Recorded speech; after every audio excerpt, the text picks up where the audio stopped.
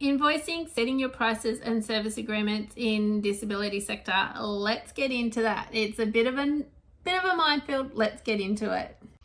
Hi everybody, my name's Jackie Grant. So this video resource is all about, well, it's a brief overview really. We have a short course on this as well, and we've also done a bundle for you, so to make it so much easier with checklists and things like that. So this is an overview. This is going to help set you up. So when you start your business in the disability sector, one of the most common questions I'm asked or I see on social media is, how much do I charge? What do I do for this? Like, it's such a common question.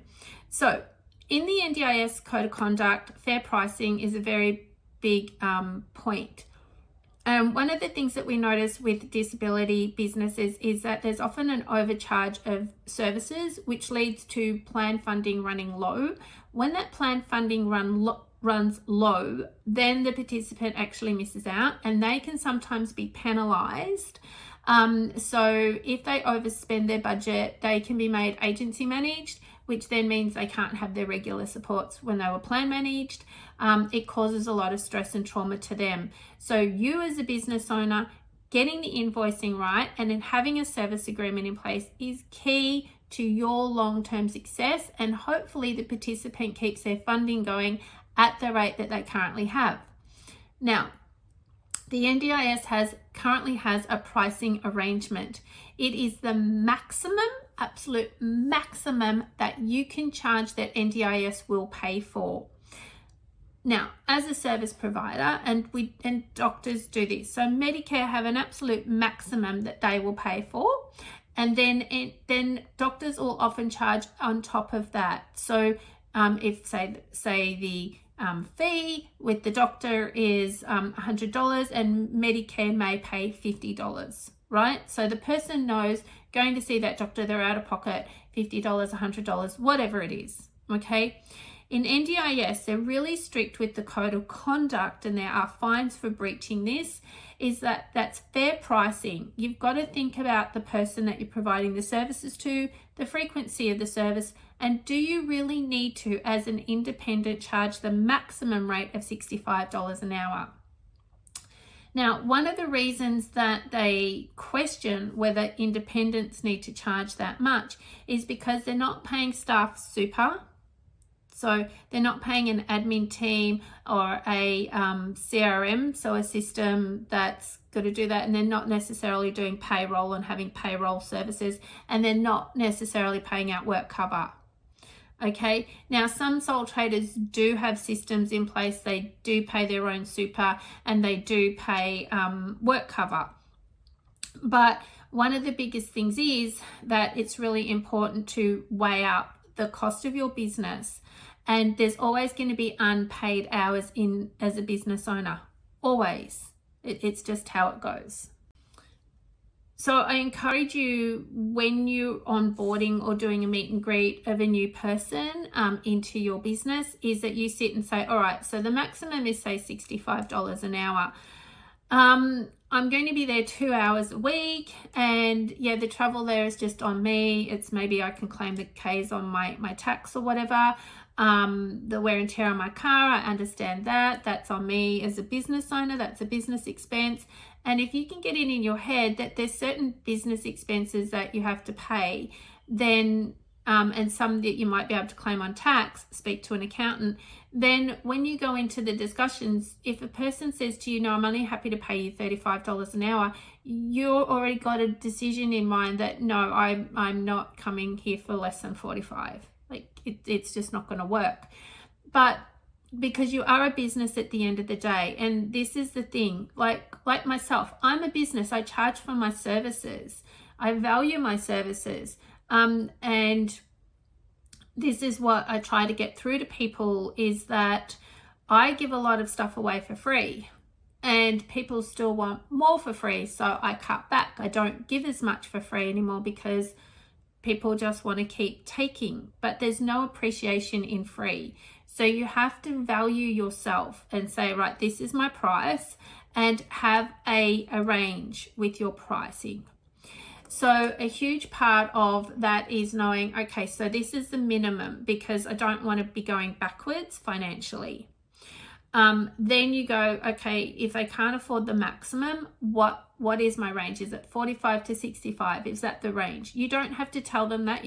You ask the person, okay, so what are you expecting to pay out of your plan for these, 3 hours or 4 hours or whatever it is. The one thing I want you to get really clear in the disability sector is that a lot of people go, I need 8 hours a day. Well, if you're working in the community, the likelihood of you getting 8 hours a day is minimal.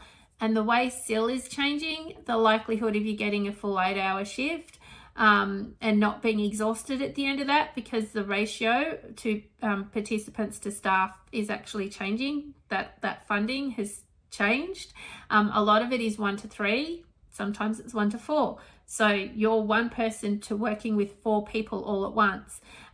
So businesses have to make decisions of whether they want to burn that person out or whether they do shorter shifts. We're seeing a lot of changes into shorter shifts.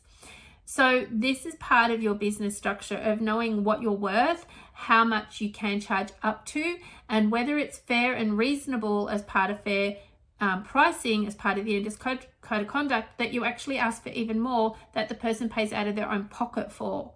So technically speaking, you have to think about this very carefully, what I'm about to say. With the NDIS and also with the ATO, and I want you to read the ATO, visit the ATO website on GST or speak to an accountant or do both, because the more informed you are, the better. And that is to understand that if you don't have a service agreement in place, there's a couple of things that will impact your business. If you don't have one in place, then you can't charge the cancellation period because you haven't agreed upon one. You can't enforce a 2-week termination because you don't have one in place.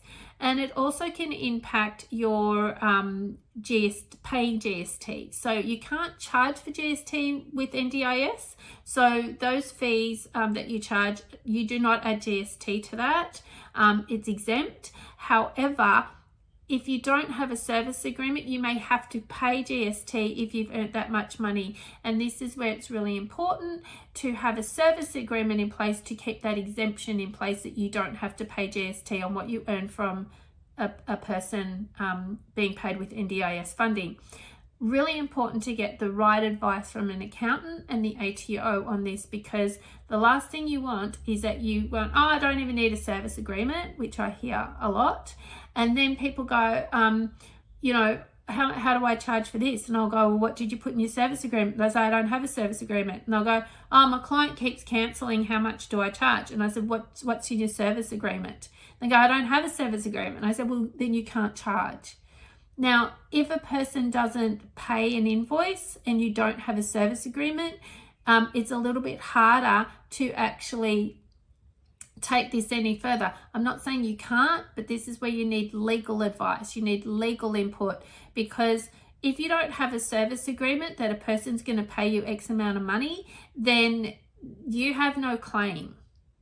Like, for example, let's just say you've met somebody really well, got on really well with them, and they can refer people to you and you can refer people to them, and they've said, look, when you refer people to me, we'll pay you 20% of whatever we get paid. You go, okay, and then you go, that sounds sweet, great, and you feel like you can trust this person to do that, but you don't get it in writing. Then how are you going to ever prove that it happened because it was a phone conversation or an in-person conversation? The same as the service agreement. The person says, yes, I'm really happy and I want you for 4 hours a week. And then suddenly they don't employ you, like they don't want you for 4 hours a week. They want you for 2, and they just keep cancelling the shift because they're too afraid to tell you. What do you do? If you don't have a service agreement in place, you actually have very little way to work that through. Same as if you're owed money. Who is responsible if NDIS doesn't pay? A lot of payment locks occur right now, and sometimes at the end of those payment locks, the businesses don't get paid. Like a lot of independents haven't got paid. They've been declined because they don't have the support logs in place. They don't have case notes. They don't have service agreements. They don't have risk assessments. They have nothing. They're lucky if they have business insurance. So they go along and they think, it's all fine. It's all good. And then they don't get paid. Who is going to pay it? And if you don't have a service agreement, no one's going to pay it. You could take civil action, but how do you prove that you even have a case? And how do you prove that the shifts occurred if you have nothing in place? So this is why your business setup and having the service agreement and the right invoicing is key for your long-term business success.